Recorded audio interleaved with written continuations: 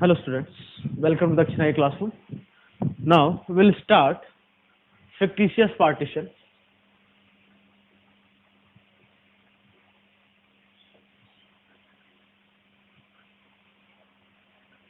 Fictitious partition बोलते हैं या कहीं कहीं इसको बेगर्स मेथड भी बोलते हैं, सब कुछ एक ही बात है ना। क्या होता है ध्यान से समझना। मान लो आपके पास n आइडेंटिकल ऑब्जेक्ट्स है।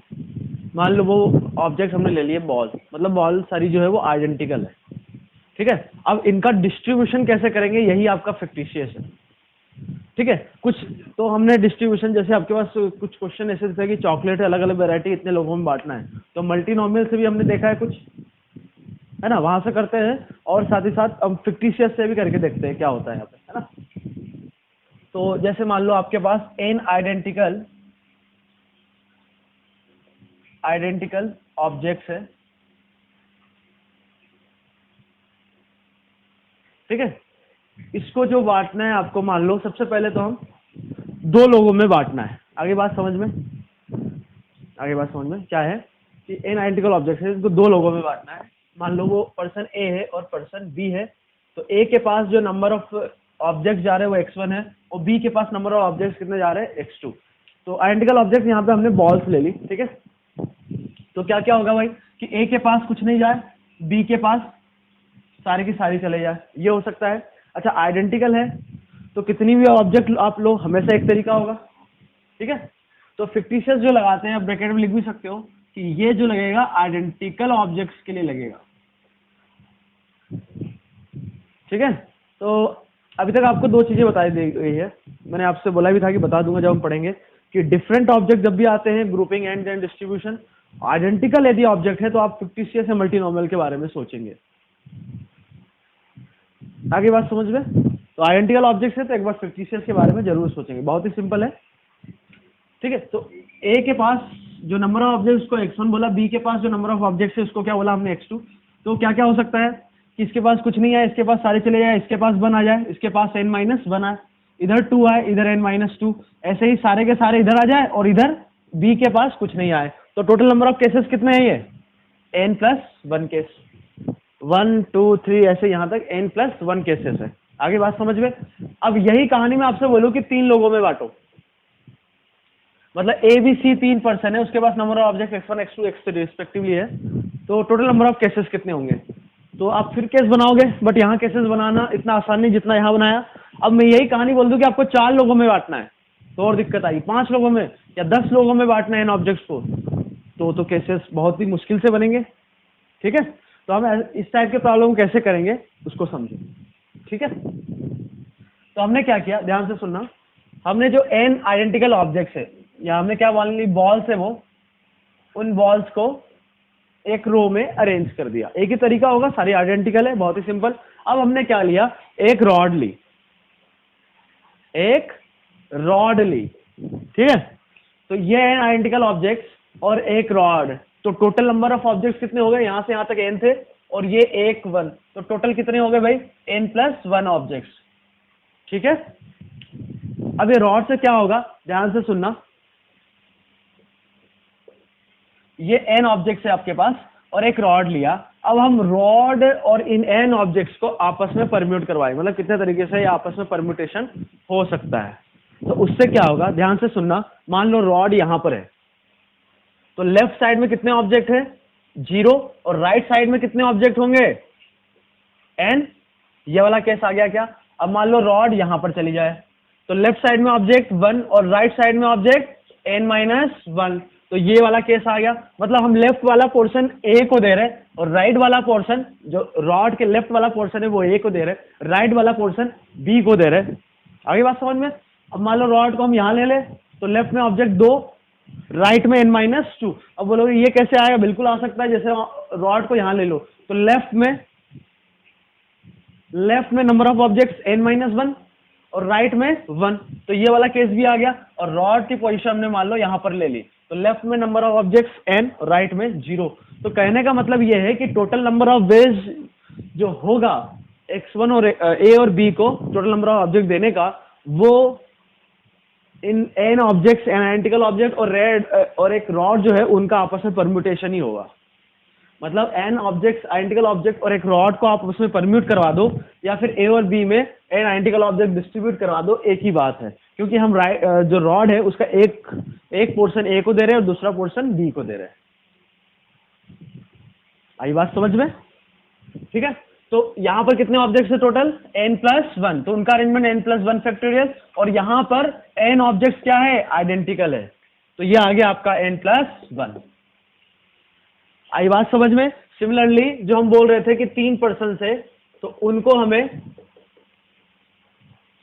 x1, x2 और x3 को कितने नंबर ऑफ ऑब्जेक्ट्स देना है? n objects. भाई a के पास मान लो नंबर ऑफ ऑब्जेक्ट x1 जा रहे, b के पास x2 जा रहे, c को क्या बोल रहे हैं? c के पास नंबर ऑफ ऑब्जेक्ट कितने जा रहे? x3 जा रहे। तो जो n ऑब्जेक्ट को डिस्ट्रीब्यूट करना है, मतलब a के पास जो नंबर ऑफ ऑब्जेक्ट जाएंगे, b के पास नंबर ऑफ ऑब्जेक्ट जाएंगे, c के पास नंबर ऑफ ऑब्जेक्ट जाएंगे, उनका सम कितना होना चाहिए? n, क्योंकि टोटल तो n ही है। आई बात समझ में? तो अब इसके लिए हमने क्या किया, ध्यान से सुनना। n ऑब्जेक्ट्स है हमारे पास, n आइडेंटिकल ऑब्जेक्ट्स है। अब हमने क्या किया, यहाँ पे दो रॉड ली। तो टोटल कितने ऑब्जेक्ट्स हो गए? n+2। तो इनका जो अरेंजमेंट होगा n+2 ऑब्जेक्ट्स का, मतलब ये बॉल और दो रॉड को आपने अरेंज करवा दो, तो इसमें से क्या होगा कि ये जो दो रॉड है, पूरे जो आइडेंटिकल बॉल्स है आपके पास n, उनको कितने पार्ट में डिवाइड करेगी? ये जो रॉड है दो, वो 3 पार्ट में, एक ये पार्ट हो गया, एक ये पार्ट हो गया, और एक ये पार्ट हो गया। तो ये वाला हमने a को दे दिया, ये वाला b को दे दिया, और ये वाला c को दे दिया। या ऐसे वाले नंबर ऑफ ऑब्जेक्ट कितने हैं? ये x1, इधर x2, इधर x3। यही तो हमें चाहिए था। तो वो सारे पॉसिबल केस हो गए, क्योंकि रॉड जो है अरेंज हो रही है रो में। अगली बात समझ में? तो total number of possible ways of selection, ways of arrangement कितना होगा इसमें? टोटल ऑब्जेक्ट है n+2 factorial divided by n identical objects, क्योंकि n बॉल्स है, और जो दो रॉड लिए वो भी आइडेंटिकल लिए, तो उनका अरेंजमेंट 2 फैक्टोरियल। आगे बात समझ में? ऐसे ही में यदि 4 पार्ट में आपको डिवाइड करना है टोटल n बॉल्स को, तो हम कितनी रॉड लेंगे? उससे एक कम 3, क्योंकि 3 रॉड लोगे आप, तो कितने पार्ट होंगे? 1, 2, 3 और ये 4। आगे बात समझ में? 5 लोगों में डिवाइड करना है n balls, n identical objects को, तो फिर कितने रॉड लेनी पड़ेगी? 4, क्योंकि 4 रॉड जो है वो 5 पार्ट करेगी। आगे बात समझ में? तो ऐसे ही हम समझे, जैसे चलो एक और लिख लेते हैं कि जैसे 4 लोगों में बांटना है, तो पहले के पास मान लो नंबर ऑफ ऑब्जेक्ट x1 है, दूसरे के पास x2, तीसरे के पास x3, चौथे के पास x4। Total number of objects कितने हैं आपके पास? n। तो हमें कितनी रॉड चाहिए होगी भाई? टोटल कितने पार्टीशन करना है? 4। तो कितनी रॉड लेनी पड़ेगी? 3 रॉड। तो 3 रॉड, और ये टोटल ऑब्जेक्ट कितने हो गए? n+3 फैक्टोरियल, और उनका अरेंजमेंट n आइडेंटिकल ऑब्जेक्ट्स और रॉड है वो भी आइडेंटिकल है। ठीक है, तो ये आ गया n+3 फैक्ट। ये अब इसको आप ध्यान से देखो, तो ये क्या लिखा है? n+2c2। इधर क्या लिखा है? n+3c3 या n+3cn, एक ही बात है। तो ऐसे ही हम मान लो हमें k लोगों में बांटना है। कितने लोगों में? k लोगों में n ऑब्जेक्ट्स को बांटना है। और यहां ध्यान रखेंगे, क्या ध्यान रख, चलो अभी तो पहले लिख लो, फिर आगे बताएंगे हम। n ऑब्जेक्ट्स को k लोगों में बांटना है, तो क्या होगा उसका टोटल नंबर ऑफ बेस? अब यहाँ पर जो बॉल्स है वो तो एक रो में है, आप यहाँ पर रॉड कितनी लोगे?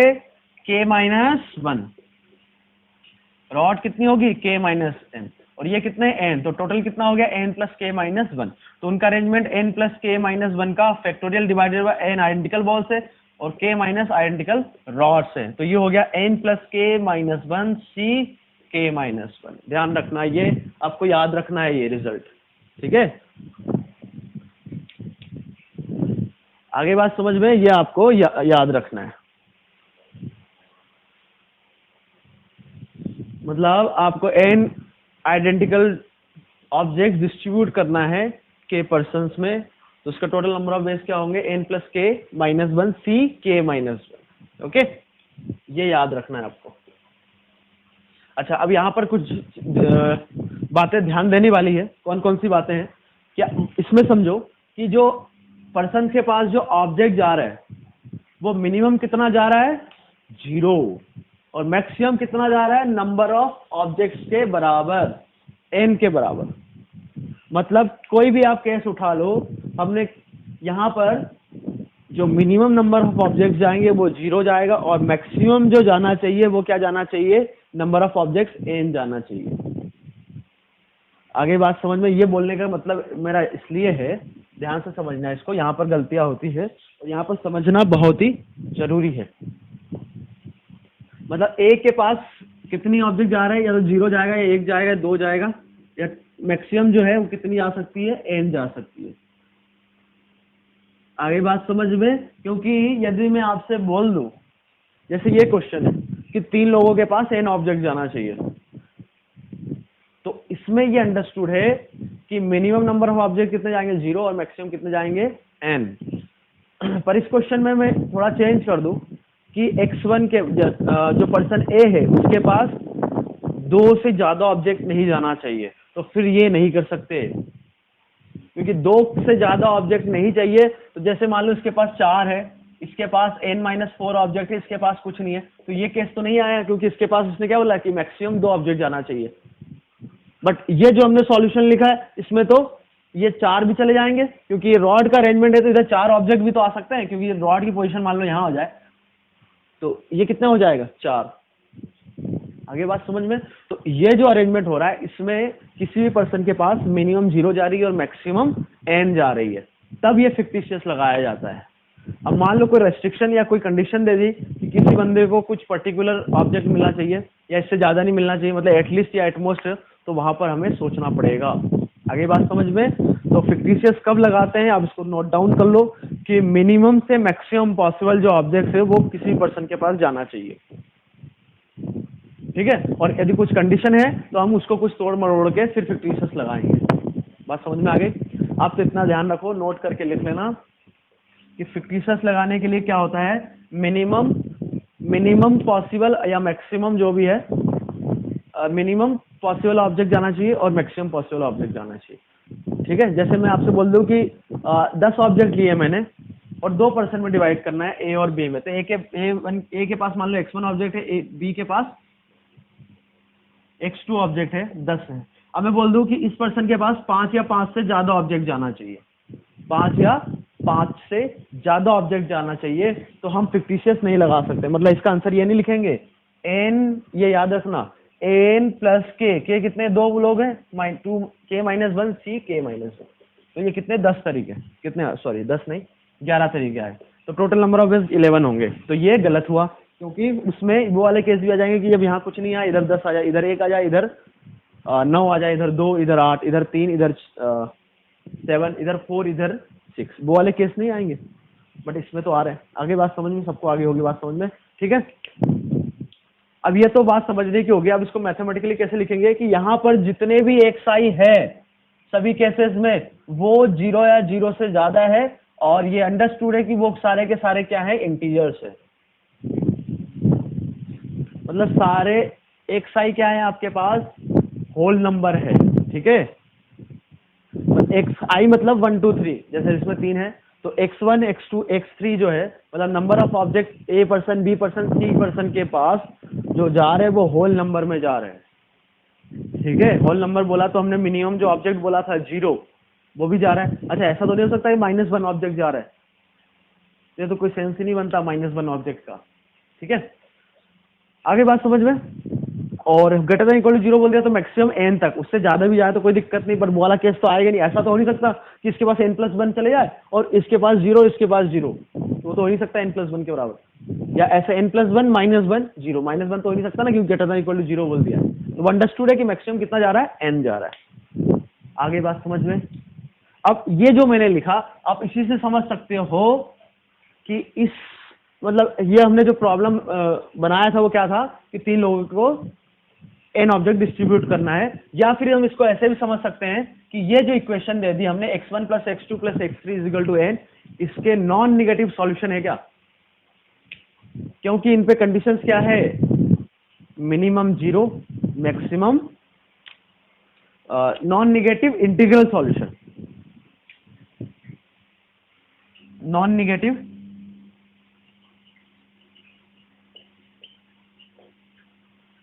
integral solution of an equation like x plus y plus z plus m plus n is equal to कुछ मान लो 50 है, इसके यदि नॉन निगेटिव इंटीग्रल सॉल्यूशन बताना है। नॉन निगेटिव इंटीग्रल सॉल्यूशन मतलब कि एक्स वाई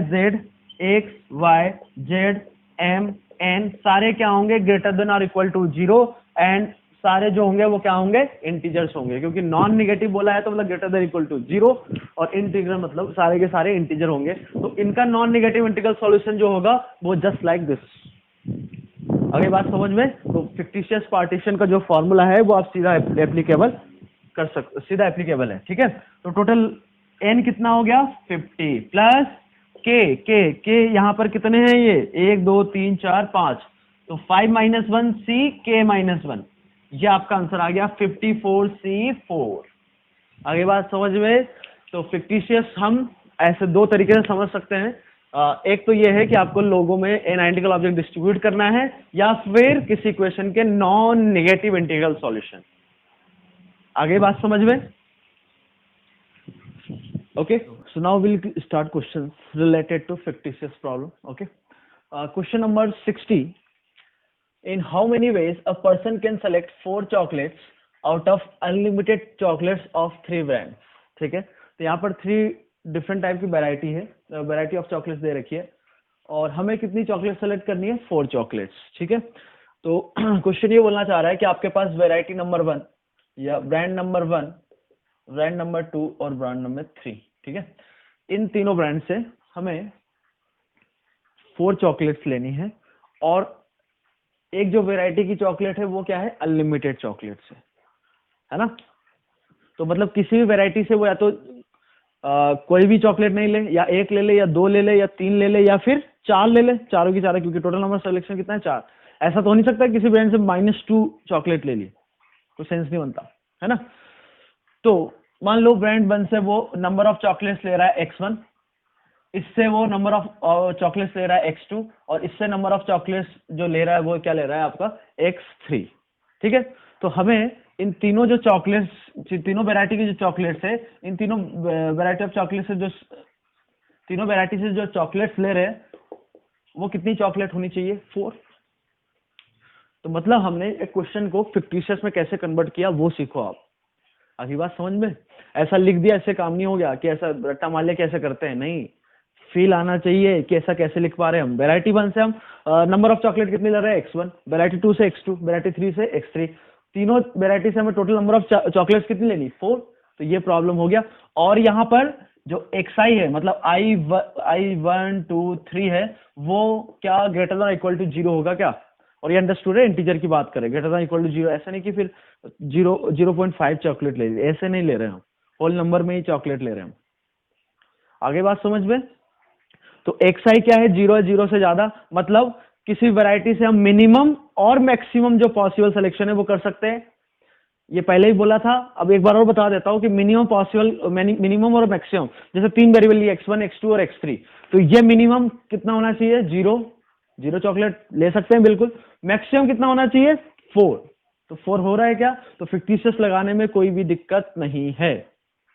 आई बात समझ में, मतलब जो बोला गया था ना मिनिमम और मैक्सिमम का ध्यान रखना, तो मिनिमम चॉकलेट 0 ले सकते हैं, मैक्सिमम 4, तीनों वैरायटी से ले सकते हैं, कोई दिक्कत नहीं है, ठीक है। तो इसका जो सॉल्यूशन है बहुत ही सिंपल है, n कितना है, 4 प्लस k, कितने वेरिएबल लिए हमने, 3, तो k की जगह 3 -1 c k -1, तो ये हो गया आपका 6c2, दैट इज 15। तो टोटल 15 नंबर ऑफ वेज से आप 3 वैरायटी की 4 चॉकलेट्स ले सकते हो। Question number 61। क्वेश्चन नंबर 61 क्या बोलना चाह रहा है कि find the integral solution of this. So सबसे पहले है x1 + x2 + x3 = 12।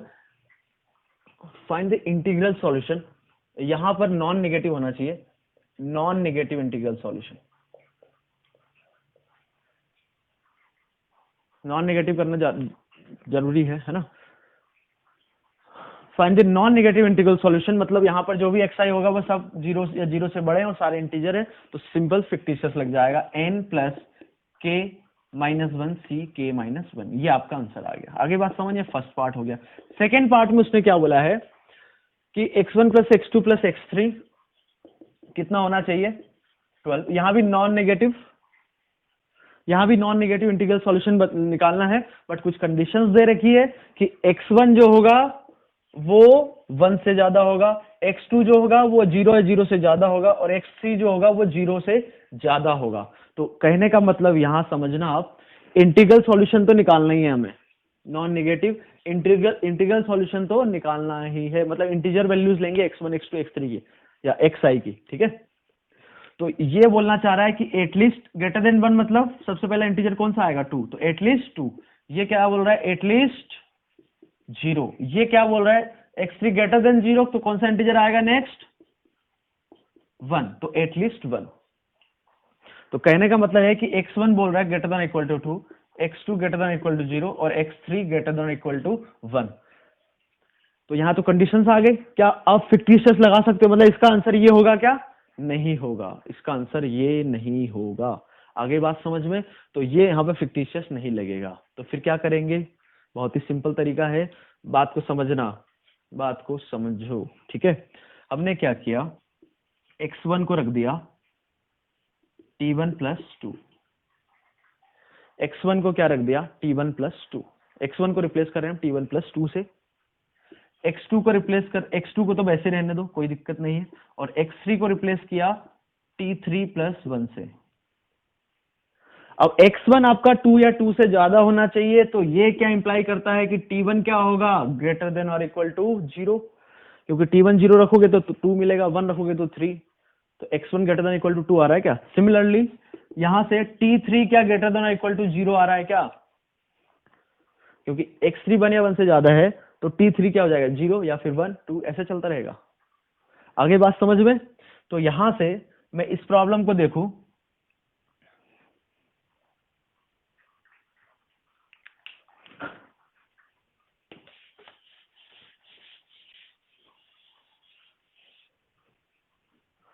अब यहां से आप यहां आ जाओ, सॉल्यूशन यहां है ना, तो x1 की जगह हमने क्या रख दिया t1 प्लस 2, x2 को तो वैसे रहने दिया, और x3 की जगह क्या रख दिया t3 प्लस 1, ठीक है, t3 प्लस 1, और ये कितना चाहिए आपको 12, ओके। मतलब x1 x3 को हटा दिया, क्यों, क्योंकि वहां पर फिक्टिशियस नहीं लगा पा रहे, क्योंकि जो मिनिमम और मैक्सिमम है x1 x2 x3, मिनिमम क्या आना चाहिए 0, मैक्सिमम क्या आना चाहिए 12, बट ऐसा नहीं हो रहा है, क्योंकि यहाँ एटलीस्ट 2 बोला है, यहाँ एटलीस्ट 1 बोला है। एटलीस्ट 0 और एटलीस्ट 0 होता तो ऊपर वाला कैसे हो जाता। आगे बात समझ में, तो ऐसा करने से क्या हुआ, अभी आपको समझ में आ जाएगा कि यहाँ पर क्या बचा t1, यहाँ क्या बचा x2, और यहाँ क्या बचा t3, और इधर कितना हो गया सम 3, उधर जाने के बाद 12 माइनस 3 कितना हो गया 9, तो t1 plus x2 plus t3 is equal to 9। अब मुझे ये बताओ, t1 क्या था greater than equal to 0, x2 क्या था greater than equal to 0, t3 क्या था ग्रेटर देन इक्वल टू 0, सारे ग्रेटर देन इक्वल टू 0 है, और x1 x3 इंटीजर है, तो t1 t3 को भी इंटीजर होना पड़ेगा, तो ग्रेटर देन इक्वल टू 0 है, नॉन नेगेटिव हो गए, और इंटीजर है, तो इसके नॉन नेगेटिव इंटीग्रल सॉल्यूशन हम निकाल ले तो काम हो जाएगा हमारा। क्या इसमें हम फिक्टिशियस लगा सकते हैं क्या, फिक्टिशियस का फॉर्मूला, तो वो क्या होता है n प्लस के, कितने ऑब्जेक्ट्स कितने वेरिएबल है 3, k माइनस 1 सी k माइनस 1, तो ये हो गया आपका 11c2, तो ये आएगा आपका 55, ठीक है, आती है बात समझ में। तो हमने यहां पे फिक्टिशियस नहीं लग रहा था, कोई दिक्कत नहीं, इसको कन्वर्ट कर दिया इसमें। ये आगे बात समझ में, आगे इसी पर क्वेश्चन से, okay.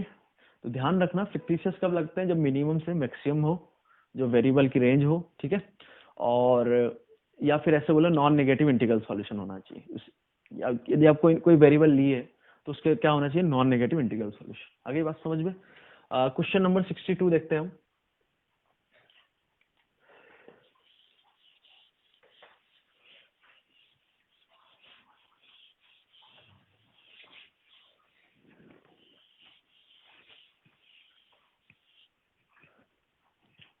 Now, question number 62.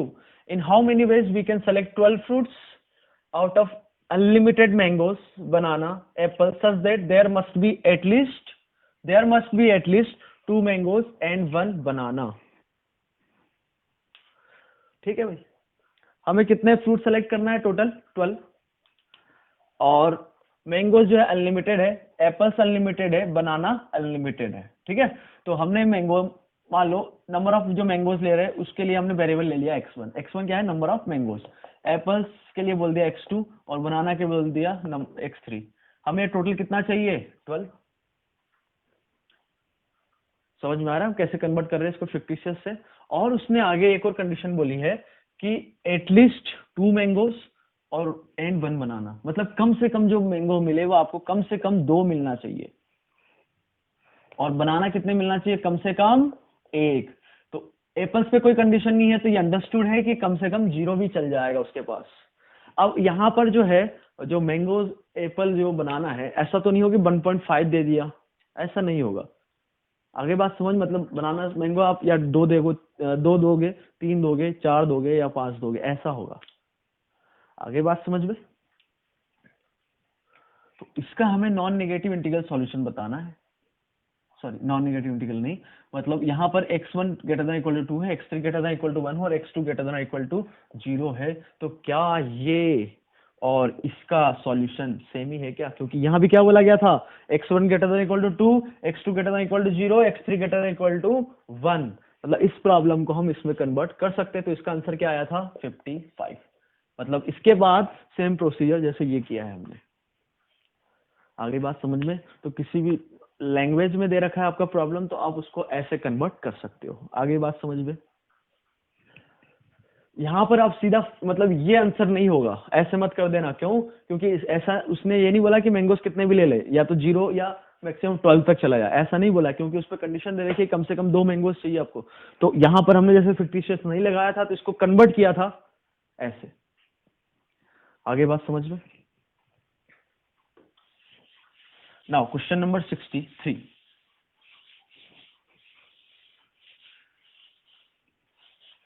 Okay, question number 63 देखो।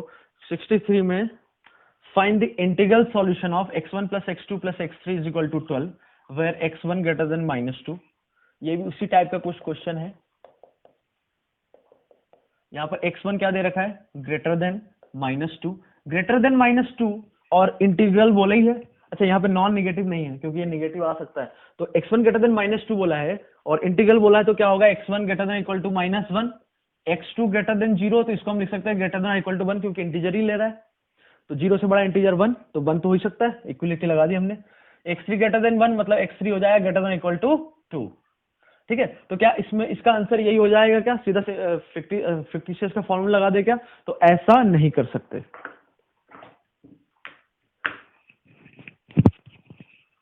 तो डायरेक्ट हम फिक्टिशियस का फॉर्मूला नहीं लगा सकते। क्यों, क्योंकि मिनिमम से मैक्सिमम नहीं है।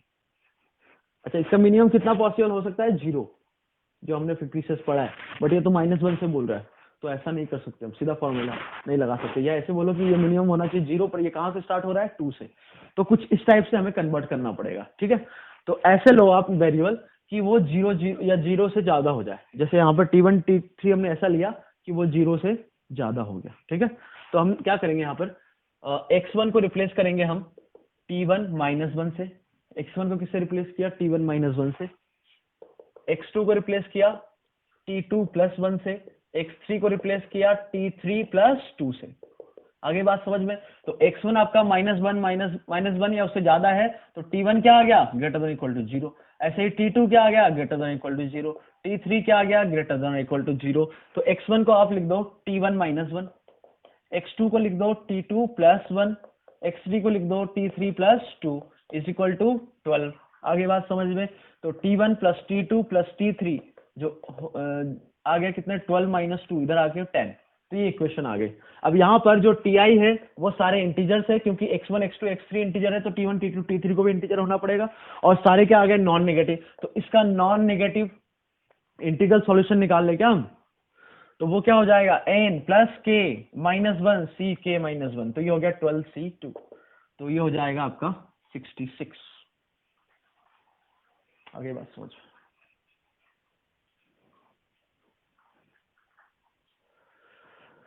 ठीक है, ये आपका हो गया 12c2। आगे बात समझ में कैसे आया ये। ठीक है, तो फिक्टिशियस नहीं लगा पा रहे हो तो आप जुगाड़ से लगा सकते हैं। आगे बात समझ में। Now question number 64। 64 में क्या बोला गया है वो देखो।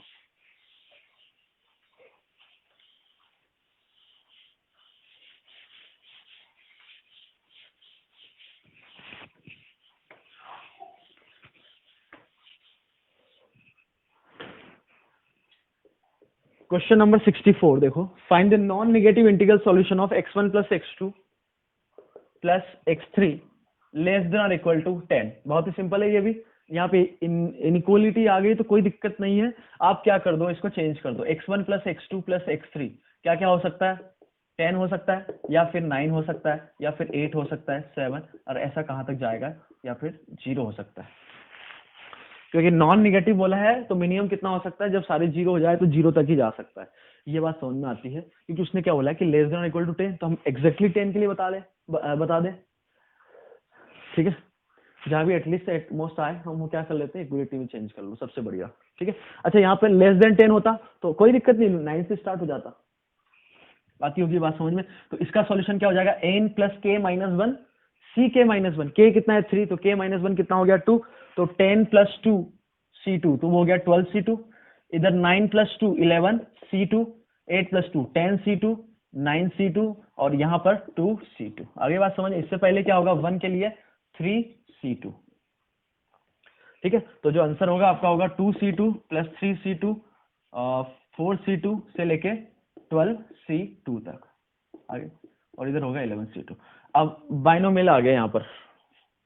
बाइनोमियल में आपने तो 2 C2 को हम क्या लिख सकते हैं, 3 C2, तो 3 C2 प्लस 3 C2, एक मिनट, 3 C3 लिख सकते हैं। 2 C2 भी 1 होता है, 3 C3 भी 1 हो सकता है, तो 3 C यहाँ पर ये लगेगा NCR plus N plus sorry NCR plus NCR plus 1 क्या होता है, N प्लस 1 CR प्लस 1, ये जानते हो। तो ये हो जाएगा 4C3, तो 4C3 और 4C2 मिलके फिर 5C3, तो यहां से यहां तक जो सम आ गया वो आ जाएगा आपका 12C3 प्लस 12C2, तो ये हो जाएगा 13C3। आगे बात समझ में। तो ये पूरा जो सम है वो 13C3, इन सबको ऐड कर दो तो आपका आंसर आ गया, वो आ गया 13C3, ठीक है। अब इसको समझने का एक और तरीका हमारे पास, तो ये मेथड 1 हो गए। अब मेथड 2 हम समझेंगे। मेथड 2 क्या किया हमने, ध्यान से समझना। हमने क्या किया, x1 x2 और x3 का जो सम कितना चाहिए आपको, 10 चाहिए, कोई दिक्कत नहीं, 10 कर दिया हमने। और हमने यहाँ क्या कर दिया, एक रैंडम वेरिएबल, सॉरी रैंडम नहीं, डमी वेरिएबल डी यूज किया। डमी वेरिएबल का यूज करने का मतलब ये हुआ, आप ऐसे समझो, इसने क्या बोला है, कम से कम 10 चाहिए, कम से कम 10 चाहिए, सॉरी कम से कम नहीं, मैक्सिमम कितने, इसका सम कितना चाहिए, 10 चाहिए, ठीक है। तो मान लो यहां से यहां तक का सम कुछ आ गया,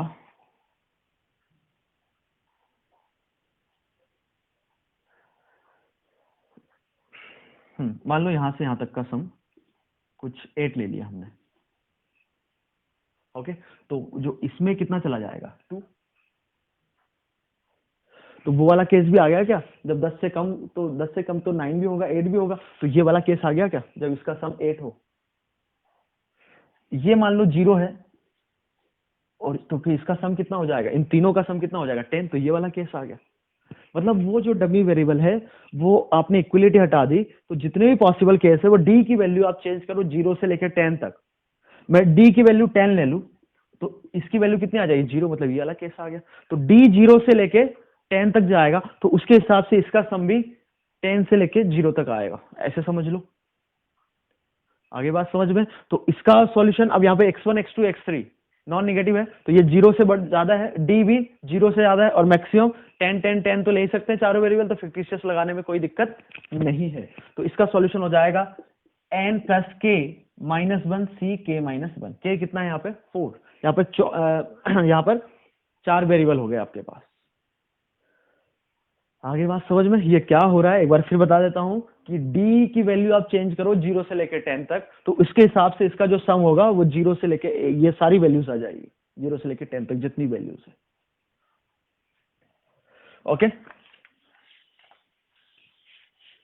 नाउ क्वेश्चन नंबर 64 में क्या बोला है, find the non negative integral solution of, 64 हो गया आपका, 65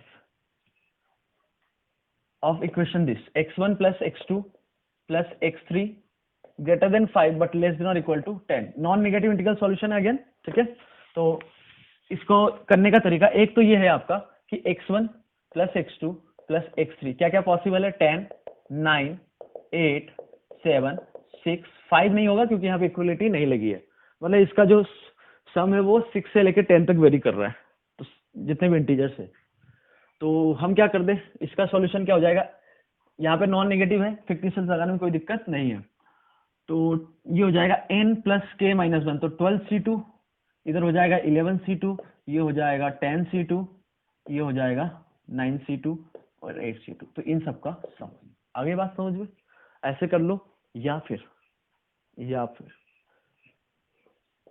दूसरा तरीका, इसको ऐसे समझो कि हमें क्या चाहिए, x1 plus x2 plus x3 10 या 10 से छोटा चाहिए, तो उसमें हमने वो वाले केस माइनस कर दिए जब इनका सम 5 या 5 से कम हो।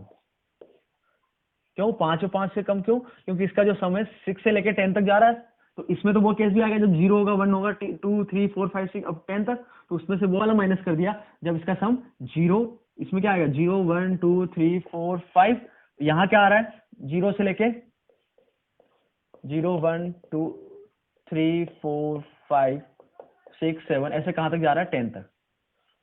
तो ये 5 केस हटा दिया तो कौन से बचे, ये 6 केस ये वाले केसेस बचेंगे आपके पास, वही चाहिए थे हमें। बहुत ही सिंपल है ना। अब इसका सॉल्यूशन निकालने के लिए हम क्या करते हैं, एक डमी वेरिएबल यूज कर लिया d इक्वल टू 10, जैसे वहां किया है, इसके लिए भी वही कर लेंगे, एक डमी वेरिएबल हमने यूज कर लिया, for example d dash is equal to 5। तो यहाँ पर लिखना चाहिए नंबर ऑफ सॉल्यूशन, है ना, ऐसे नहीं कि, ठीक है। तो इसके जो सॉल्यूशन हो जाएंगे वो हो जाएंगे 10 प्लस के कितने हो गए 4, के हो गया 4, सी के माइनस 1 माइनस एन प्लस के माइनस 1 सी के माइनस 1, तो ये हो गया आपका 13c3 माइनस, उधर भी 13c3 आया था, माइनस 8c3, तो ये आपका रिक्वायर्ड आंसर हो गया 65 के लिए। आती है बात समझ में ये। Now question number 66, in how many ways 10 identical balls can be distributed in 3 different boxes such that any box can contain any number of balls। बहुत ही सिंपल क्वेश्चन है, बॉक्स 1 बॉक्स 2 और बॉक्स 3, 3 बॉक्स है, ठीक है। 10 identical ball को distribute करना है और इसमें कोई भी कंडीशन नहीं, मान लो बॉक्स 1 में नंबर ऑफ बॉल्स x1 आ रही है, इसमें x2 आ रही है, इसमें x3 आ रही है, तो टोटल सम कितना होना चाहिए 10, कोई भी कंडीशन नहीं है, मतलब मिनिमम कितनी बॉल आ सकती है 0, मैक्सिमम 10 तक जा ही सकता है ना, कोई दिक्कत नहीं है। तो इसका सॉल्यूशन सिंपली हो जाएगा 12c2 n प्लस के माइनस 1 सी के माइनस 1, के कितना है यहाँ पे 3। तो ये हो गया आपका question number 66। Okay, so will see question number 67।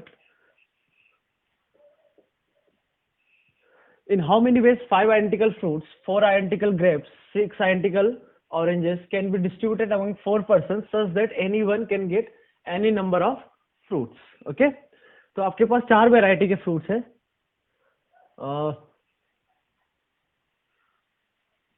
4 identical grapes है, ठीक है, देन 6 ऑरेंज,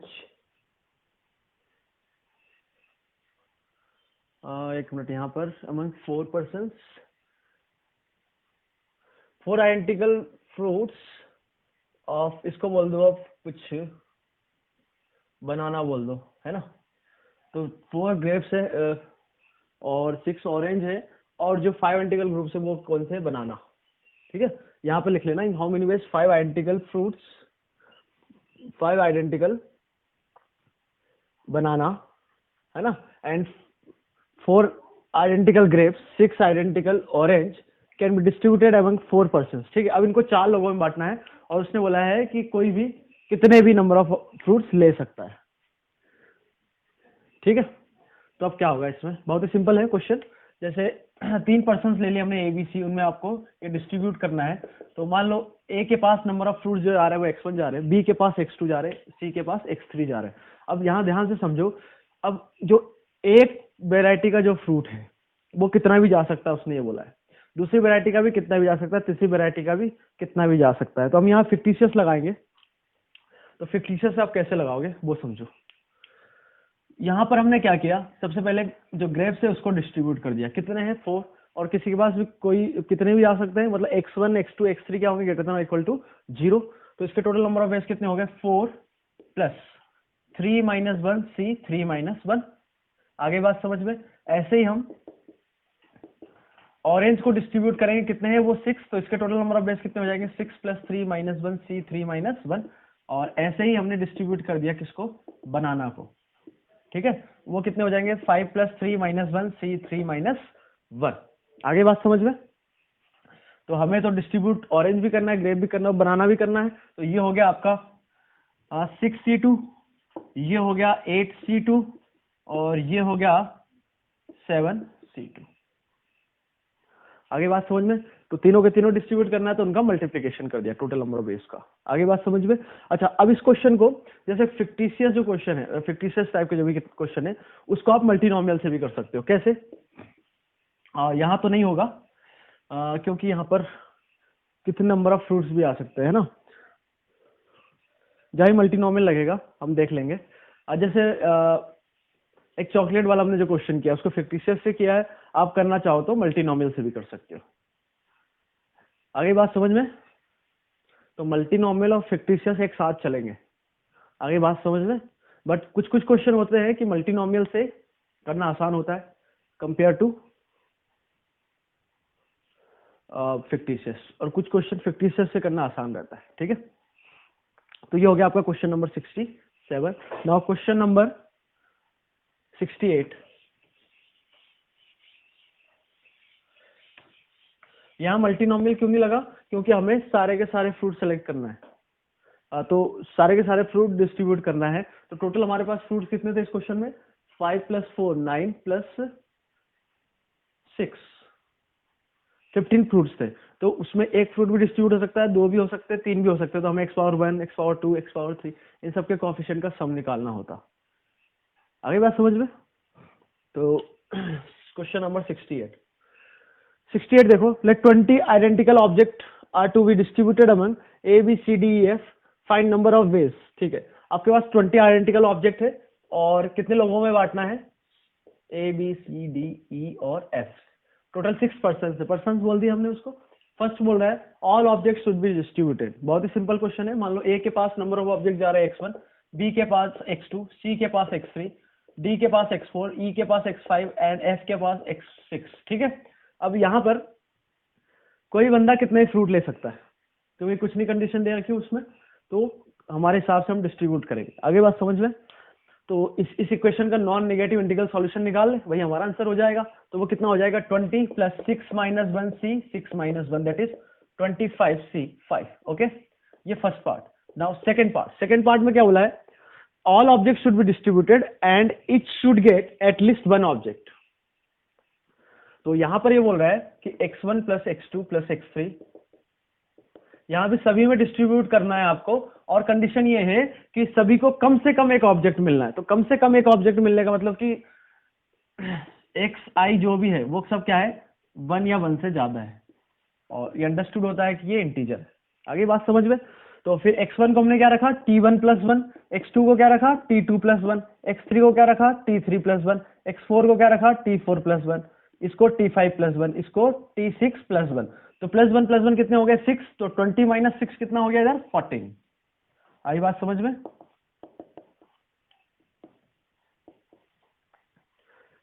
अब यहाँ पर t1 t2 t3 t4 t5 क्या होंगे? सारे ग्रेटर देन इक्वल टू 0। तो इसके नॉन नेगेटिव सॉल्यूशन हो गए 14 + 6 - 1 C 6 - 1 दैट इज 19 C 5। आगे बात समझ में। अच्छा, इसको हम एक दूसरा तरीका भी हमारे पास ऐसे भी समझ सकते हैं। कैसे? कि सबको कम से कम एक ऑब्जेक्ट तो देना ही है, और सारे ऑब्जेक्ट आइडेंटिकल है। तो हमने क्या किया? सभी को पहले एक एक ऑब्जेक्ट दे दिया, मतलब सबको एक एक ऑब्जेक्ट दे दिया। अब बचे कितने ऑब्जेक्ट आपके पास? बात को समझना, ये जो बताया गया है इसको हम दूसरे तरीके से समझ सकते हैं। जैसे उसने बोला है कि सबको एक एक ऑब्जेक्ट देना, तो सबको हमने एक एक ऑब्जेक्ट दे दिया। एक एक ऑब्जेक्ट देने का तरीका एक ही होगा, क्योंकि आइडेंटिकल ऑब्जेक्ट है। तो एक एक देने के बाद कितने ऑब्जेक्ट चले गए? 6, बचे कितने? 14। तो उसको डिस्ट्रीब्यूट कर दो। एक एक देने के बाद अब आप कितने भी दे सकते हैं, या तो 2 या नहीं 2, क्योंकि कम से कम एक तो आ ही गया। तो जैसे कहीं क्वेश्चन में आता है कि मान लो इसी टाइप का कुछ है कि आपसे बोला जाए कि ए को कम से कम 4 मिलना चाहिए, सी को कम से कम 3 मिलना चाहिए, मतलब इसको कम से कम 4 मिले, इसको कम से कम 3 मिले, और इसको जो 5 है मतलब ई पर्सन को कम से कम 1 मिले। तो आप इसको ऐसे भी समझ सकते हो कि इसको हमने 4 दे दिए, इसको 3 दे दिए, और इसको 1 दे दिया। कितने ऑब्जेक्ट चले गए? 20 में से ये चले गए आपके 8 ऑब्जेक्ट चले गए। अब डिस्ट्रीब्यूट कितने को करना है? 12 को। तो अब इसके नॉन नेगेटिव इंटीग्रल सॉल्यूशन आप निकाल लो, भाई आपका आंसर हो जाएगा। या फिर उसको t1+4 रख के ऐसे करो, तब भी एक ही बात है।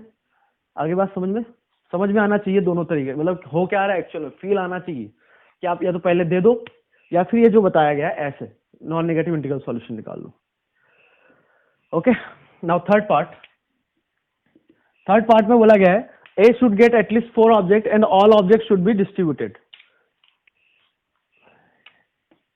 x1 plus x2 plus x3 plus x4 plus x5 plus x6 is equal to कितना है आपका 20 होना चाहिए।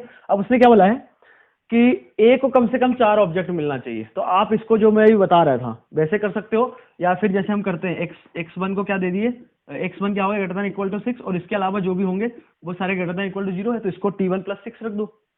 या फिर ऐसे इसको बोलो कि इसको हमने 4 ऑब्जेक्ट दे दिए, x1 को A को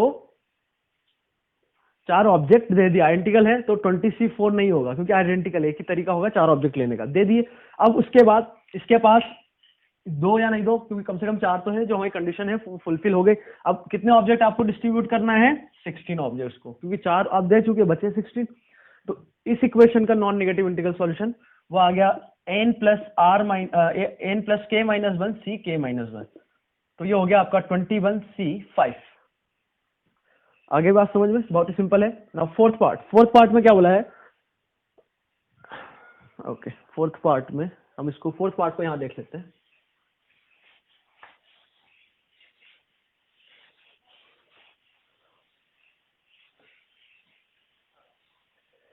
ओके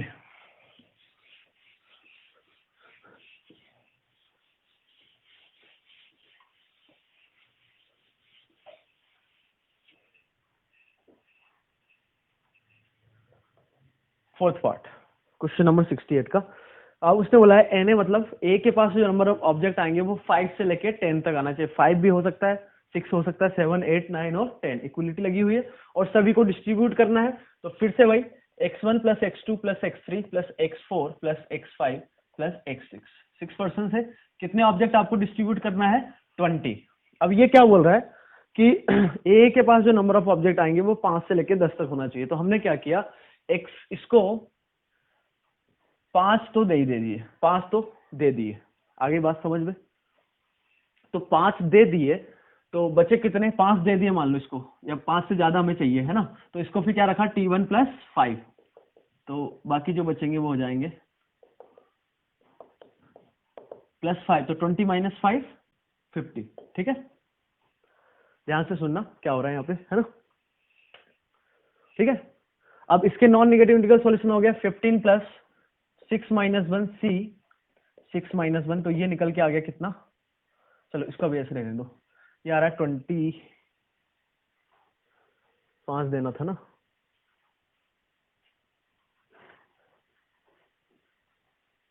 हम्म, 20c5। ओके अब बात को समझो, ये हो गया। अब इसमें तो वो वाला केस भी आ जाएगा जब इसको 11 ऑब्जेक्ट्स मिल जाए, 12 मिल जाए, 13 मिल जाए, 14 ऐसे 20 तक कोई भी मिल जाए, वो वाला केस भी आएगा। बट इसने तो क्या बोला है कि ए को 5 से लेके 10 तक ऑब्जेक्ट मिलना चाहिए, तो कोई दिक्कत नहीं, इसमें से हमने वो वाला केस माइनस कर दिया जब इसको हमने कम से कम 11 ऑब्जेक्ट दिए, मतलब 5 या 5 से ज्यादा ऑब्जेक्ट मिल रहे हैं, इसमें से हमने वाला केस माइनस कर दिया जब इसको 11, 12 ऐसे 20 तक मिल रहे हैं। तो कौन सा केस आ जाएगा, जब इसको 5 मिलेगा या 6 मिलेगा, 7 मिलेगा, 8 मिलेगा, 9 मिलेगा या 10 मिलेगा, वही तो हमें चाहिए। तो इसको 11 दे दिए, तो इसको ऐसे समझो, अब जो नया हो जाएगा x1 डेज, x2 ऐसे ही x6, इसको 11 दे दिए, बचे कितने आपके पास, 9। वही वाली बात जो अभी बता रहा था मैं इधर कि इसको पहले दे दो। ठीक है, अब इसके नॉन नेगेटिव इंटीग्रल सॉल्यूशन हो जाएंगे 6 - 1 c 6 - 1, तो इन दोनों का क्या हो जाएगा, माइनस।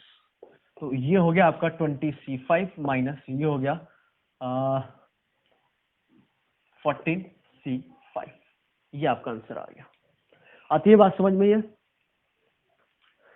सॉरी। ठीक है, नाउ फिफ्थ पार्ट में क्या बोला है, ए को जो है नंबर ऑफ ऑब्जेक्ट 5 से 8 तक मिल सकते हैं। ध्यान से सुनना इस क्वेश्चन को, ए के पास जो नंबर ऑफ ऑब्जेक्ट्स है वो 5 to 8 है, और बी के पास जो नंबर ऑफ ऑब्जेक्ट्स है वो 7 to 10 है। ओके, ठीक है, और सारे के सारे ऑब्जेक्ट डिस्ट्रीब्यूट करना है। ठीक है, सो x1 plus x2 plus x3 plus x4 plus x5 plus x6। ठीक है, इनमें कितने ऑब्जेक्ट डिस्ट्रीब्यूट करना है? 20। अब हमने क्या किया, ध्यान से सुनना, कि ए को कम से कम 5 ऑब्जेक्ट दे दिए और बी को कम से कम 7 ऑब्जेक्ट दे दिए, क्योंकि सॉरी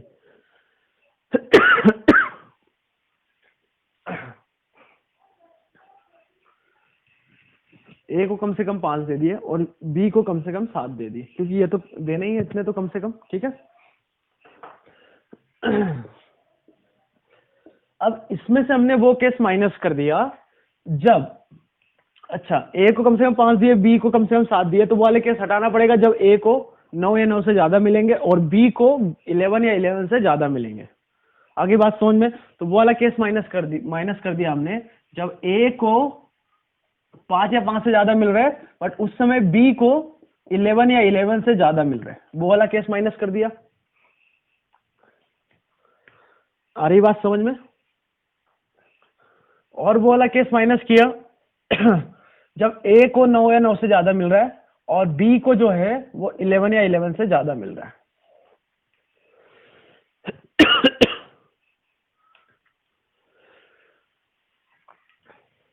एक मिनट, यहां कुछ गड़बड़ी है। 11 नहीं, सॉरी 7। इसको कम से कम 5 मिल रहे हैं और उस समय ऐसा भी हो सकता है कि, अच्छा, जो भी हो रहा है केस टोटल में हम किसमें से माइनस कर रहे हैं, जब इसको कम से कम 5 दिया, इसको कम से कम 7 दिया, उसमें से माइनस करना है। तो ऐसा हो सकता है कि इसमें कम से कम इसको 5 मिले और इसको कम से कम क्या मिल जाए, 11 से या 11 से ज्यादा मिल जाए, है ना। इसको 5 से ज्यादा मिले, इसको 11 से ज्यादा मिले, तो वो वाला केस हमें माइनस करना पड़ेगा। या फिर इसको 7 मिल रहे हो और इसको 9 से ज्यादा मिल जाए, वही वाला केस, उसको माइनस कर दिया। अब ऐसा हो सकता है क्या, इसमें वाले केस रिपीट करेंगे, कौन से? क्योंकि इसमें जैसे ए को 9 से ज्यादा मिले और बी को 11 से ज्यादा मिले, तो ये वाले केस इसमें कितनी बार आया? एक बार। इसमें कितनी बार माइनस कर दिया? इसमें भी एक बार आएगा ये केस और इसमें भी एक बार ये केस आएगा। ध्यान से सुनो, जो भी हो रहा है वो 5, ए को 5 से ज्यादा मिल रहा है और बी को 7 से ज्यादा मिल रहा है, उसमें से हमें माइनस करना है। तो ए को 5 से ज्यादा मिला और इसको 11 से ज्यादा मिला, वो वाला केस, और ए को बी को 7 से ज्यादा मिला और ए को 9 से ज्यादा मिला, वो वाला केस माइनस कर दिया। अब इसमें क्या हो रहा है कि जब ए को 9 से ज्यादा मिल रहा है और बी को 11 से ज्यादा मिल रहा है, वो वाला केस हमें नहीं चाहिए। इसमें कितनी बार आया? एक बार। आपने कितनी बार सब्ट्रैक्ट किया? यहाँ एक बार और यहाँ एक बार, तो 2 बार आपने केस वो सब्ट्रैक्ट कर दिया। तो आपको वो केस ऐड करना पड़ेगा जब ए को 9 से ज्यादा मिल रहा है और बी को 11 से ज्यादा मिल रहा है। तो यहाँ अच्छी ये बात है कि वो केस एक ही है। जब कौन सा केस? जब ए को कितना मिल जाए 9 और बी को कितना मिल जाए 11। तो ये कितना सम हो रहा है? 20। टोटल नंबर ऑफ ऑब्जेक्ट्स कितने हैं आपके पास? 20। तो वो एक ही केस हो रहा है। आगे बात समझ में? ठीक है, अब इसको लिख लेते हैं, कैसे आएगा। ए को 5 दे दिए, बी को 7 दे दिए, मान लो हमने दे दिए, तो 5 और 7 कितने? 12। और 12 आपके पास ऑब्जेक्ट जो है, ये जो ऑब्जेक्ट थे या गेम्स थे जो भी थे, 12 ऑब्जेक्ट चले गए, बचे कितने 20 में से? 8। अब 8 को 6 लोगों में बांट दो। अरे जैसे हम पहले फिक्स कर देते थे ना कि इसको 5 दे दिए, फिर बचे कितने? 15, फिर डिस्ट्रीब्यूट कर दो, वैसे ये भी हो रहा है। तो आपने ए को 5 दे दिए, बी को 7 दे दिए, टोटल कितने हो गए? 12। बचे कितने? 8। 8 को कितने लोगों में बांटना है? 6 लोगों में। तो n + k - 1 ck - 1। उसमें से कौन सा केस माइनस करना है? जब ए को कम से कम 5 दे रहे, बी को 11 दे रहे, टोटल कितने दे दिए आपने? इसको ए को 5 दे दिए, बी को 11 दे दिए, हो गए 16। बचे कितने? 4। तो 4 को 6 लोगों में डिस्ट्रीब्यूट करने का तरीका ये। ऐसे ही इसके लिए ए को दे दिए 9, बी को दे दिए 7, कितने दे दिए आपने? 16। अब 20 में से कितने बचे? 4, उनको डिस्ट्रीब्यूट करने का तरीका ये। +1 केस कौन सा? जब ए को 9 मिल रहा है, बी को 11 मिल रहा है, क्योंकि इसमें से आपने हमें चाहिए कितनी बार, एक बार भी नहीं, यहाँ एक बार ऐड किया, सब्ट्रैक्ट कितनी बार किया, 2 बार, तो न्यूट्रल करने के लिए एक ऐड किया हमने। तो ये आपका हो गया आंसर। ये हो गया आपका 13C5 माइनस 9C5, ये होगा, ये भी 9C5, तो 2 टाइम्स या 2 टाइम्स प्लस 1, ये आपका आंसर आ गया किसका, 5th पार्ट का। Okay, now 6th part. 6 में क्या बोला है, distributing at least one object, distributing at least one object. ठीक है, तो जहां भी एटलीस्ट आ रहा है हमने क्या किया, एग्जैक्टली 1 या फिर एग्जैक्टली 2, ऐसे ही एग्जैक्टली 20 के 20। पहले एक को हमने क्या किया, डिस्ट्रीब्यूट किया, तो हमारे पास जो इक्वेशन बनती है वो बनती है x1 प्लस x2, और सारे डिस्ट्रीब्यूट करना है ना, x5 plus x6 is equal to 20, ये इक्वेशन है ना। तो कम से कम एक object, exactly one object distribute करने का तरीका यहां पर क्या हो जाएगा उस समय 1, क्योंकि यहां बोला है कि distributing at least one object, exactly एक ऑब्जेक्ट को डिस्ट्रीब्यूट करने का तरीका, तो वो हो जाएगा 1 प्लस k माइनस 1 कितना है, 5c k माइनस 1, एग्जैक्टली 2 तो यहां हो जाएगा 2, तो 2 प्लस 5c5, फिर एग्जैक्टली 3 प्लस 5c5, ऐसे ही 20 के 20, तो 20 प्लस 5c5। आगे बात समझ में, तो ये आपका हो गया 5 प्लस 1 6c5, ओके, ये हो गया 7c5, ये हो गया 8c5, और ऐसे ही 25c5। ठीक है, अब इसमें हमने ऐड किया 6c6, तो सब्ट्रैक्ट करना पड़ेगा, 6c6 हमने सब्ट्रैक्ट किया, सॉरी ऐड किया और सब्ट्रैक्ट कर दिया, तो उससे क्या होगा, NCR प्लस 1 क्या होता है, n प्लस 1 CR प्लस 1, तो यही इसी को यूज करके ये कितना हो गया आपका 7c6, 7c6 plus 7c5 again कितना हो जाएगा 8c6, तो यहां से यहां तक का सम जो, सॉरी इससे पहले जो होगा आपका कौन सा टर्म होगा 24c5, तो यहां से यहां तक का सम हो जाएगा 25c6 प्लस 25c5, ये कितना हो जाएगा, फिर से ये माइनस c6 तो चल ही रहा है तो ये वैल्यू चलो लिख लेते हैं, तो यहां से यहां तक का सम कितना आ गया 25c6, और ये फिर से वही सेम फॉर्मूला लगाया, तो 26c6 माइनस 6c6 कितना होगा 1, तो आपका आ गया 26c6 माइनस 1। यहां से क्या किया है, बाइनोमियल में हमने पढ़ा हुआ है NCR प्लस 1 क्या होता है, n plus 1 CR plus 1। Okay,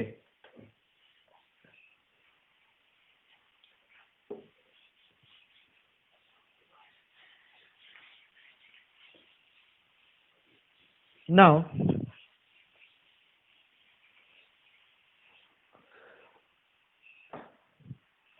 अच्छा, इसको हम एक और तरीके से देख सकते हैं, कैसे वो देखो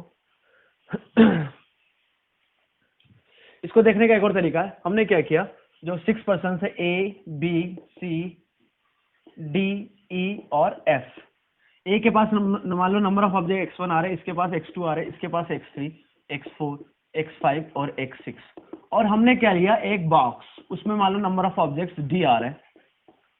अब इनका सम में 20 कर दूं, मतलब क्या किया कि हमने क्या रख दिया, 6 लोगों को लाइन में बैठाया और साइड में एक बॉक्स रख दिया, तो टोटल कितने आपके पास, बॉक्स को हमने मान लिया एक कोई ऑब्जेक्ट है, टोटल कितने ऑब्जेक्ट हो गए आपके पास, 7 ऑब्जेक्ट हो गए, है ना।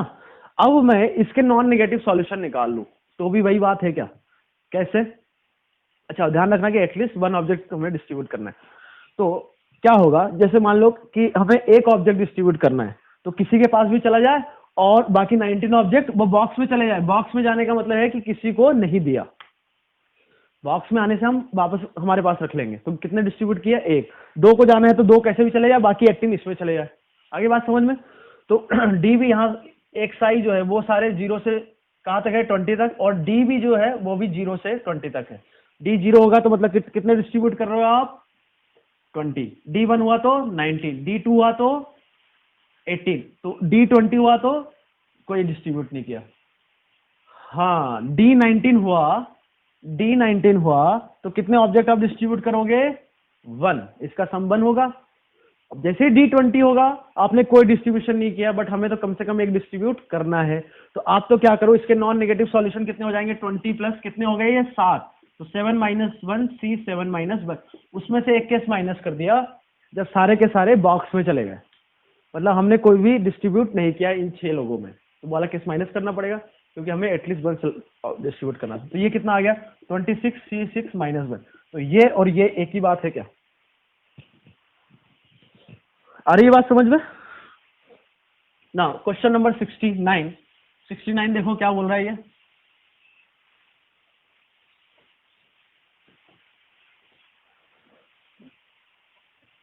सिक्सटी नाइन में लिखा है, if 10 persons are sitting in a room, in how many ways we can select 3 persons if no 2 of them are consecutive। ठीक है, 10 persons है, वो एक रो में बैठे हुए हैं। ठीक है, 10 persons है, वो एक रो में बैठे हुए हैं, है ना। हमें कितने सेलेक्ट करना है, 2।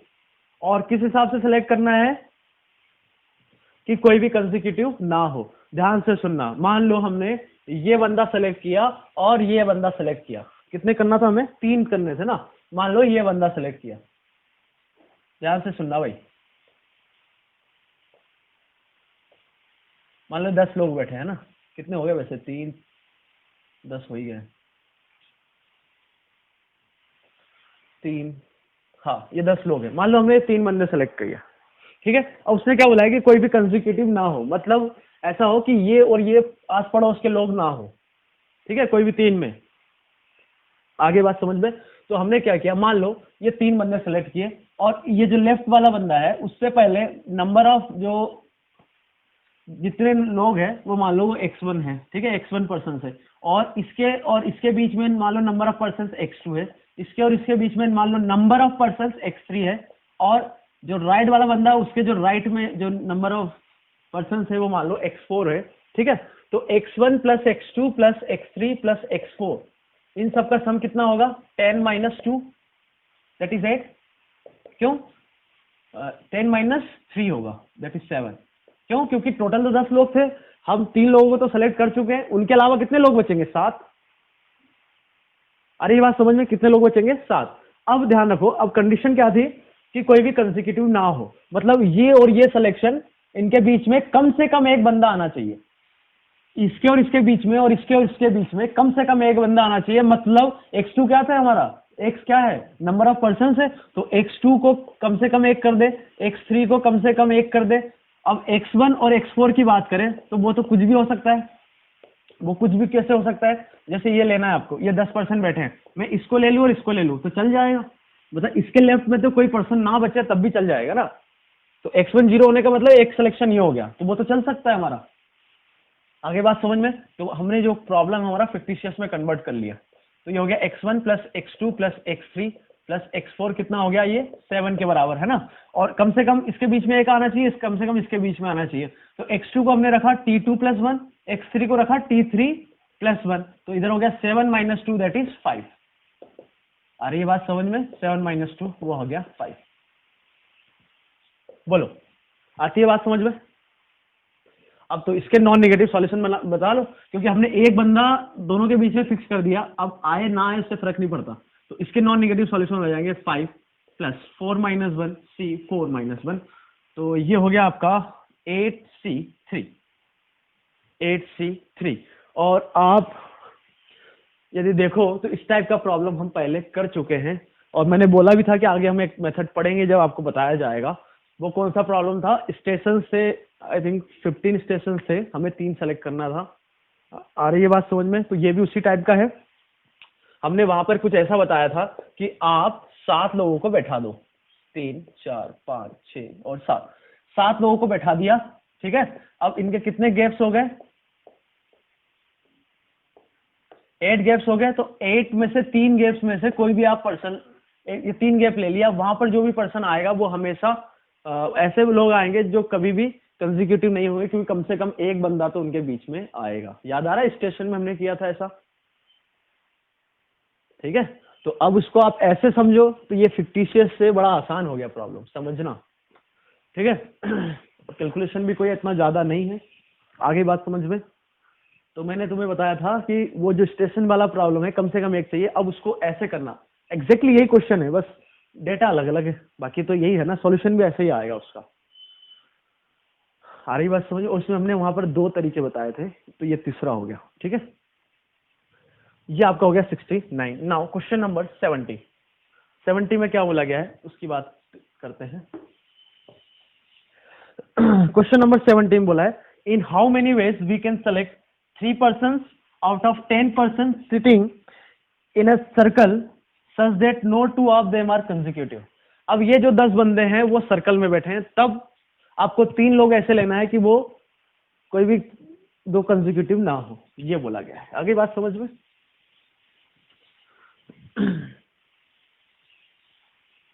ओके, मान लो एक सर्कल है जिसपे आपके पास 10 लोग बैठे हैं, पर्सन 1, पर्सन 2, 3, 4, 5, 6, 7, 8, 9 एंड 10। ये 10 पर्सन एक सर्कल में बैठे हुए हैं। अब हमें 3 लोग ऐसे चाहिए जो कोई भी कंसेक्यूटिव ना हो। समझना, मान लो 10 में से हमने एक बंदा ले लिया P1। क्या बोला गया मैंने अभी, क्या बोला, 10 में से एक बंदा ले लिया तो 10C1। 10 में से एक कोई बंदा हमने सेलेक्ट, अच्छा पर्सन से तो अलग अलग होंगे, तो 10 में से एक बंदा सेलेक्ट कर लिया, कितने तरीके से होगा, 10C1 से। अब ध्यान से सुनना, इस पर्सन को बोल दिया मान लो A। अब एक बंदा ऐसा मिलेगा इसमें B, और एक बंदा ऐसा ले लिया C।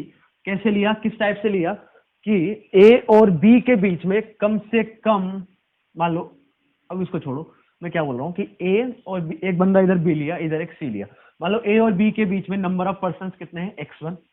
बी और सी के बीच में मान लो नंबर ऑफ पर्संस कितने हैं, X2। और सी और ए के बीच में मान लो नंबर ऑफ पर्संस कितने हैं, X3। ठीक है, तो सबसे पहली बात तो X1 plus X2 plus X3, X1 plus X2 plus X3 कितना होगा, 7। क्योंकि टोटल कितने थे पर्संस, 10। उसमें से ए बी सी के अलावा कितने होंगे, क्योंकि ए और बी के बीच में, ए और बी को थोड़ी ना काउंट किया, मतलब ए बी सी को काउंट नहीं किया है, तो टोटल नंबर ऑफ पर्सन कितने होंगे, 7। अब उसने क्या बोला है कि कंसेक्यूटिव ना हो, तो एग्जैक्टली इसी टाइप का है।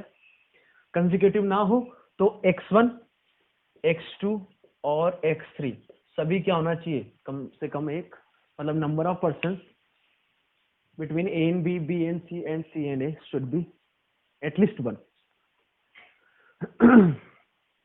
क्लियर है, कोई डाउट। ठीक है, बस तो आपको ये इंफॉर्मेशन दे रखी है, अब इसका नॉन नेगेटिव इंटीग्रल सॉल्यूशन निकालना है।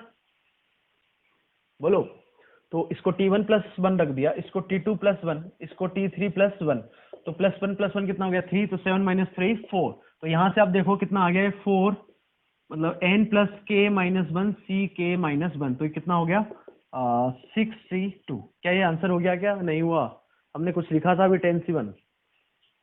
तो उसको अब क्या हो रहा है वहां पर, ये समझो कि हमने क्या किया, ए पर्सन लिया, एक बंदा लिया ना, तभी तो ये हुआ कि ए बी सी, इनके बीच में X1 पर्सन, इनके बीच में X2, इनके बीच में X3, मतलब किसी को फिक्स किया तभी हम बात कर रहे हैं। तो 10 में से एक बंदा हमने लिया, मान लो ये लिया। ठीक है, अब उसके बाद ये बाकी 2 बंदे लेने का तरीका, जब कोई भी कंसेक्यूटिव नहीं आया तो वो कितना आया, 6C2।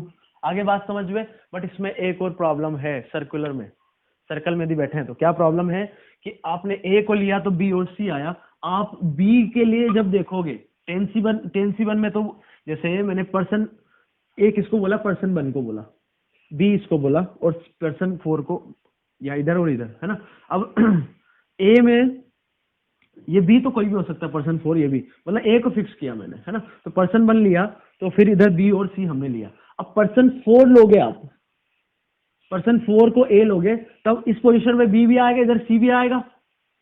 ऐसे ही ए जो है, मान लो पर्सन 8 हो गया आपका, तब बी और सी सेम पोजीशन पे मिलेंगे। मतलब एक केस कितनी बार आएगा, 3 बार। हमें कितनी बार चाहिए, 1 बार, तो 3 से डिवाइड कर दिया, मतलब हर एक केस 3 बार रिपीट होगा। हमें चाहिए 1 बार, तो 3 से डिवाइड कर दिया। आ रही बात समझ में कैसे भाई, जब आपने मान लो ये जो बना हुआ है, इसी को देखो, पर्सन 1 को लिया, पर्सन 4 को लिया, पर्सन 8 को, ये केस चल जाएगा, बिल्कुल चल जाएगा। कैसे, कंसेक्यूटिव नहीं है, है ना। तो पर्सन 4 को लूंगा तो पर्सन 1 और पर्सन 8 भी आएगा, और पर्सन 8 को लिया जो पर्सन 1 और पर्सन 4 भी आएगा, तो 3 बार आया ना। हमें तो सिलेक्शन करना है। आ रही है बात समझ में? ठीक है। अच्छा, ये बोलोगे कि ये तीनों अलग अलग कैसे आए, क्योंकि टेंसी 1 में तो एक बार इसको भी लेंगे, इस बार इसको भी लेंगे, एक बार इसको लेके बात करेंगे। ओके,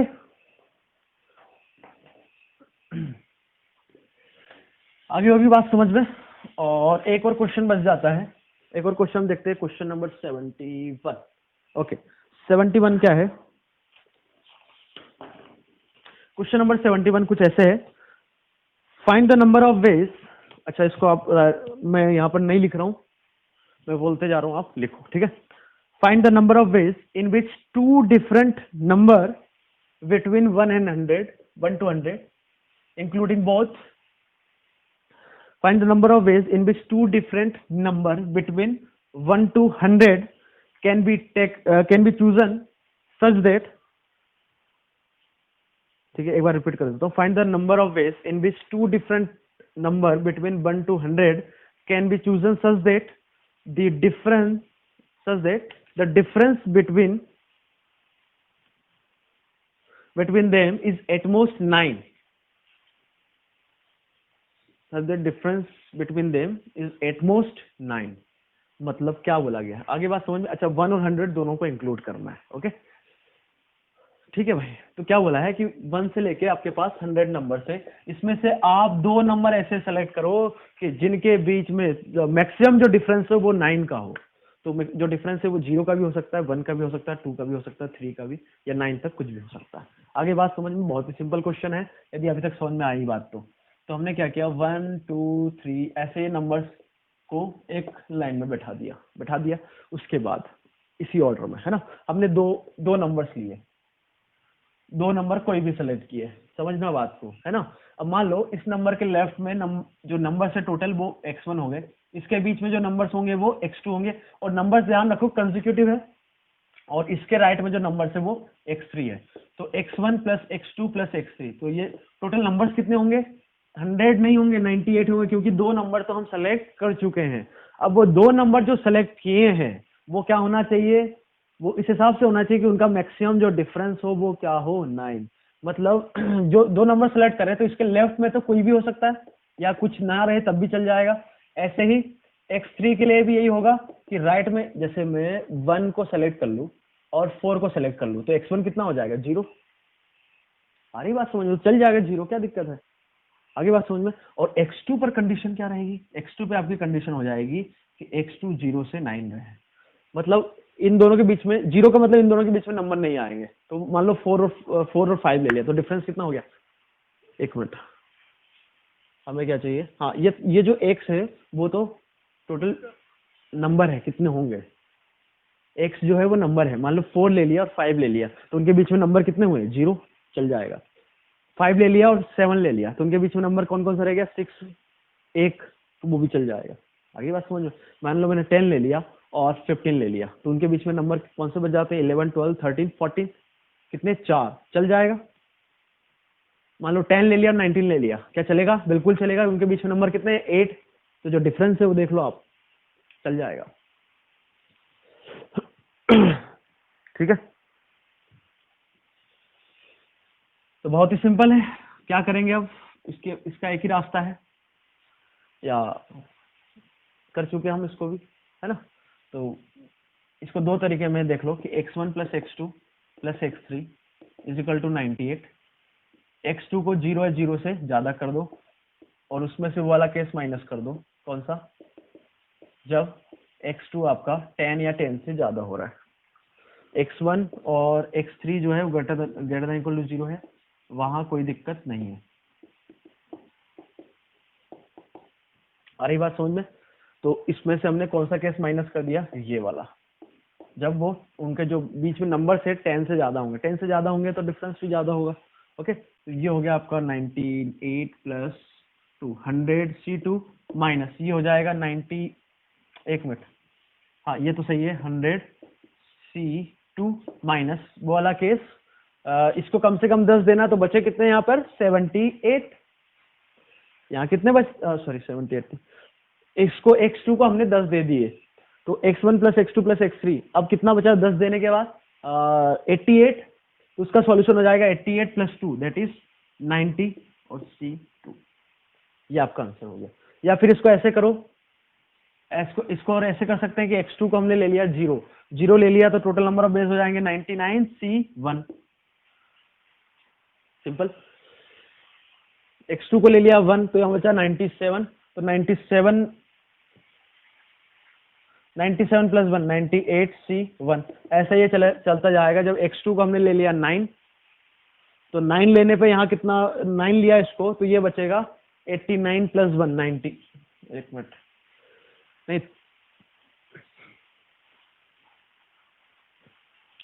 इसको हमने यहाँ पे कितना लिया, x2 को ले लिया 1, मतलब x2 को लिया 0, फिर इधर लिया x2 को 1, हाँ ठीक है 1 ले लिया, और कुछ नहीं दे रहा है उसको। फिर बचा क्या x1 plus x3 is equal to 97, तो ये आ गया, हाँ 2 बचेंगे ना। फिर ऐसे 9 दे दिया तो कितना आ गया 98, तो 9 क्या हो रहा है, 9 दे दिया तो बचा 89, फिर प्लस 1 तो 90 C1, ये हो गया। तो ये देखो और ये देखो एक ही बात, ठीक है, ओके।